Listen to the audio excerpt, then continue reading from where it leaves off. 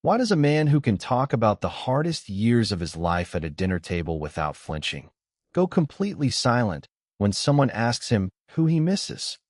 He can talk about the missions, the deployments, the hard decisions. He has told those stories 100 times. But ask him who he misses, and the room changes. Not because the grief is too large, because the grief is too specific. It has a name, a face, a laugh that arrived before the joke, and most rooms have never heard of him. His name was Trevino, from San Antonio, could fix anything with whatever was nearby, had a daughter named Sophia, laughed with his whole body, 3 seconds before anyone else found the joke. I am Robert, Staff Sergeant, 101st Airborne, retired, and I want to talk about the grief that goes silent at dinner tables, because most rooms have never heard of the man it is about. When he talks about service, he is narrating. He controls what he shows. When he talks about who he misses, he is not narrating anymore. He is standing in front of something that is still there. Trevino was overseas with him. Staff Sergeant, from San Antonio. Been fixing things since he was 9 years old. Cars, radios, engines, people. Whatever was broken, he found a way. He had a daughter named Sophia, who was 4 years old when he deployed. He kept her photo in his left chest pocket every single day. Not in his bag, in his chest pocket, closest to his heart. He fixed a radio with a paper clip and a piece of wire during one deployment. It worked, and he laughed about it, 3 seconds before anyone else understood what he had done. Robert has not said Trevino's name out loud in 3 years. Not because he forgot him, because every time the name goes into a room that does not know the face, it comes back heavier than it left. When he says, I lost someone, the room says, I am sorry, and means it, and moves on in 20 seconds. Because the room does not know the paper clip, and the paper clip is the whole story. There is a specific name for this experience. Psychologists call it disenfranchised grief. Grief that society does not officially recognize as loss worth grieving publicly. Dr. Kenneth Doka at the College of New Rochelle spent decades studying grief that falls outside the bounds of what society officially recognizes as loss worth grieving. He found one consistent result. Disenfranchised grief, grief without acknowledgement, without ceremony, without a socially recognized loss, is often the most psychologically costly grief a person carries. Not because the loss is larger, because the carrying is done entirely alone. And the specific cost for a retired soldier is that the man he grieves most completely is the man the world has no framework to grieve with him, because the world never met him. He was not famous. He was irreplaceable. Here is the psychology underneath this that nobody explains. The grief goes silent at the dinner table not because it is painful, because it is specific, and specific grief requires a specific witness. And most rooms are not that. When the grief is specific and the room is general, the name goes in and comes back without landing. And a name that cannot land stays inside the man instead. 3 types. Not every retired soldier carries this grief the same way. You have been at least one of them, and you already know which one. The silent carrier. He carries the men alone. He does not say the names in civilian life. Not because the grief is private, because the name goes in and comes back without landing. And he stopped sending it into rooms that cannot hold it. He moves through ordinary days with an extraordinary weight. His coworkers see a man doing his job. His neighbors see a man mowing his lawn. None of them see the specific man he is carrying. The annual man. Once a year, a specific day, he goes somewhere alone. Says the names out loud. Nobody hears. And then he drives home, quieter than usual, and the year resets. His family knows he is gone for a few hours that day. They do not ask where. He says, I have something to take care of. And he does. And he comes home. And dinner is quieter than usual. The one who found a room. He built something. A call, a group, a place, where the names land on people who already know the faces. And the names do not come back without landing there. He built it because he understood one thing earlier than most men in his position understood it. Silence is not loyalty. Silence is just wait with nowhere to go. Which one are you?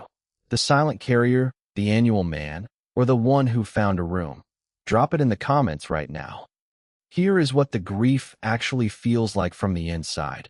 On an ordinary Tuesday, when nothing has happened, and Trevino shows up at the breakfast table anyway. It is not a wave that comes over him. It is not a breakdown. It is a presence, a specific weight, in his chest, at the breakfast table, in the car, in the 20 seconds before he falls asleep. His daughter asked him at Thanksgiving dinner who he was thinking about. He said, "Nobody you would know." She said, "Try me." And he stopped, because nobody had ever said try me before. He sat there for a moment, and then he said, his name was Trevino. He was from San Antonio. He could fix anything with whatever was nearby. And she leaned forward. She asked, "What did he fix?" Robert said, "Everything." She said, "Give me one specific thing." And he said, "A radio, with a paper clip, and a piece of wire." She said, "Did it work?" Robert said, "It worked." And he laughed before anyone else even knew it was fixed. And she said, "He sounds like someone I would have liked." And that sentence landed somewhere Robert did not know was empty. And the grief that goes silent at dinner tables for 32 minutes at a Thanksgiving dinner finally had a room. And Trevino existed in that room, specifically, for the first time in 3 years. Here is the psychology underneath this grief that no transition program names. When a soldier loses a specific man, he does not just carry grief. He becomes the last witness, the only person whose memory holds that specific man completely.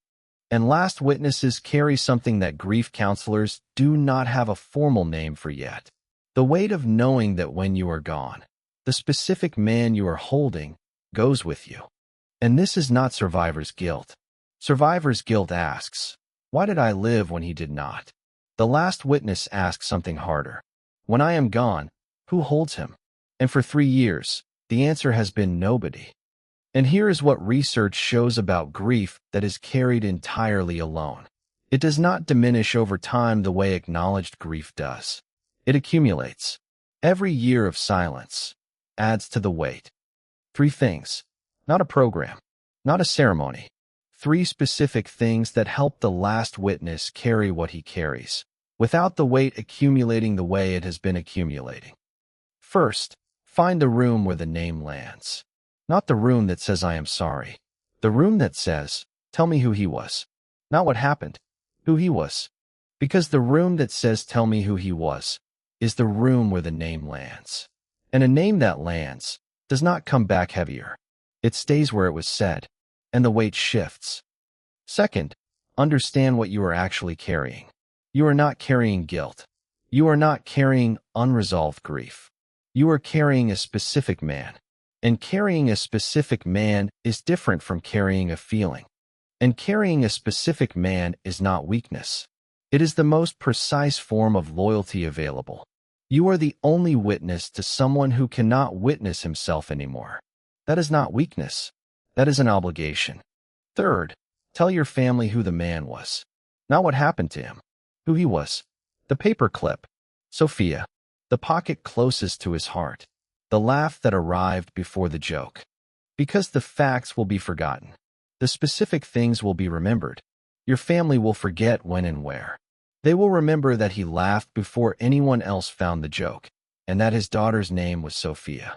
His daughter went back to her apartment after Thanksgiving. 3 weeks later, she texted Robert. Said, I have been thinking about Trevino. No prompt. No ceremony. Just thinking about him. And Robert sat with that text for a long time. Because it means one thing. The name landed. In a room 3 hours away. And it stayed. And the weight shifted.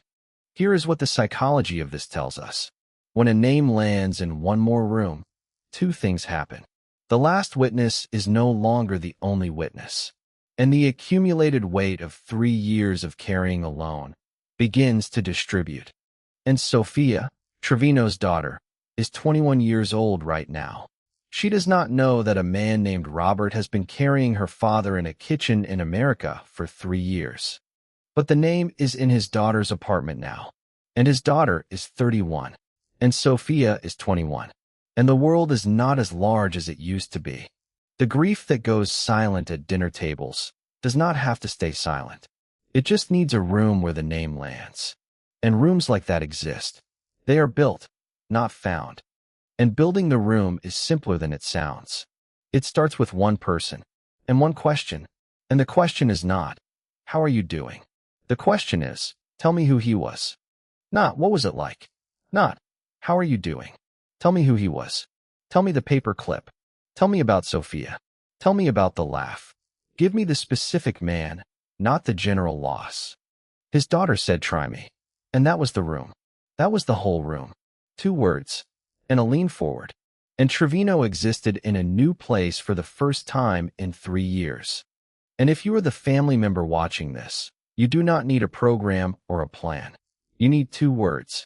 Try me. And a lean forward. And mean both. Because the man who hears try me, from someone who means it, is the man who says his name was Trevino. And the name lands. And the weight shifts. And the grief finally has somewhere to go. Trevino fixed a radio with a paper clip during a deployment. It worked. He laughed before anyone else knew what he had done. And that story has been in one kitchen for 3 years. And it deserves more rooms than that. And Robert's daughter knows the paper clip now. She knows Sophia. She knows the laugh arrived before the joke. And when Robert is gone, those things are not gone with him. They are in her apartment. And the proof that the room works is that 3 weeks after Thanksgiving, his daughter thought about Trevino. Not because Robert reminded her, because Trevino had enough room to exist on his own. Why does a man who can talk about the hardest years of his life at a dinner table without flinching go completely silent when someone asks him who he misses? Because the grief is specific, and specific grief needs a specific room.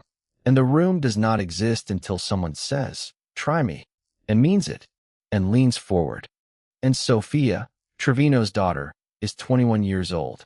And the laugh that arrived before the joke is in his daughter's apartment.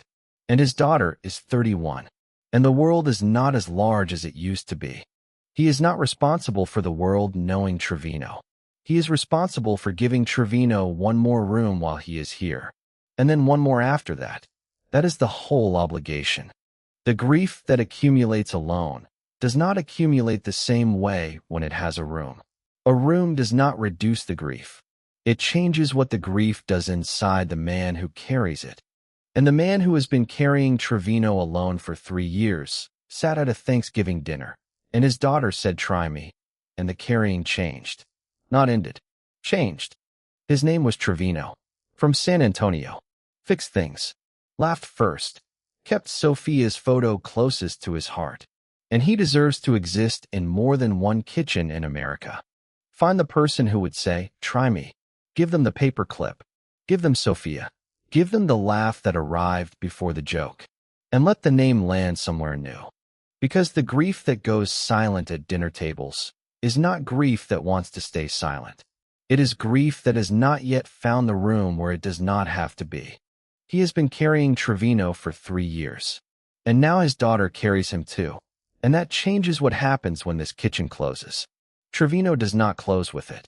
Trevino, from San Antonio, fixed things. Laughed first. Sophia's father. The name is in more rooms than one now. And it is going to keep going, as long as someone keeps saying it. One more room. That is all. One more room changes the weight. One more room changes the arithmetic. One more room changes what happens when this kitchen closes. And the room starts with 2 words. Try me. That is the question. Not how are you doing. Not I am sorry. Try me. And a lean forward. And mean both. That is the whole room. Because the man who goes silent when someone asks who he misses is not a man who wants to stay silent. He is a man who has not yet heard try me from someone who means it.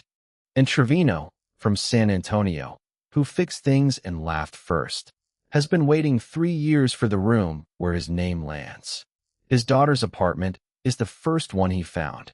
Share this right now with one person who would lean forward if you told them his name was Trevino.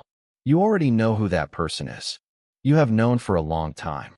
Because grief that only lives in one kitchen ends when the kitchen does. And one room changes that. One lean forward changes that. One try me from someone who means it changes that. And if you are the family member watching this, 2 words, try me, and a lean forward, and mean both.